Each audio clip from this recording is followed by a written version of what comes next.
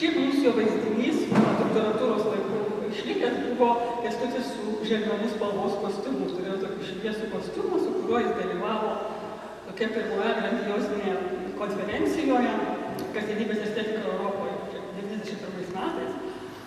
Prisimenu, kad Agnė buvo kažkuriam renginy po šito.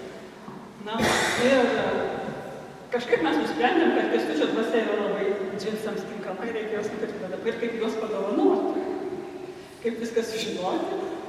Tai aš gavau pavedimą sužinoti jį. Kaip aš jį sužinojau? Aš skambinau Irenai, Kęstučio žmonai. Paklausiau, Kęstučio nėra namie, jis nekirti mūsų pokalbių. Ir paprašiau slapta išmatuoti viską. Na ir taip mes jau ją nupirkom pirmus džinsus ir atrodo ne paskutinius. Mes juos jam padovanojom Druskininkuose, Valdovų stovykloje.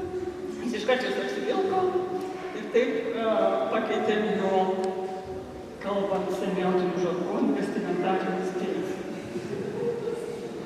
Tai va tokios linksmos istorijos. Mūsų abiejų. Na ir klausydama vadybės, pagalvojau, kaip ten buvo vandens, plaukiojimo ir visokių kitokių dalykų. Tarp semiotikų mes kalbėdavom, kad nemokėti plaukti yra tas pats, kas nemokėti skaityti. Nes mums Kęstutis yra visada prie vandenų ir maudymasis visada būdavo antra dalis visų akademinių renginių.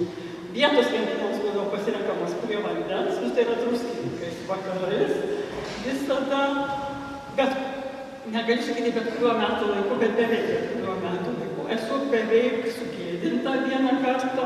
Mes dalyvavom su Kęstučiu vienos daktaro disertacijos gynime Klaipėdoje. Paskui aš važiavau į Palangą jo paimti pas jo brolį Konradą. Ir jo žmona mus nuvežė kažkokį laukinį pliažą. Aš neketinau maudytis, nes tai buvo rugsėjo vidurys. Bet Kęstutis tuo ramiausiai, man nieko nevyko daryti, nes man buvo tiesiog nepatogu. Nepatogu nesimaudyti, gėda prieš Kęstutį. Matot, ne tik gėda kažko ten nepadaryti akademinį sritį, bet gėda, kad neturiu pakankamai drąsos tokiam paprastam dalykui. Prie Kęstučio nieko nelikdavo kito, kaip matot.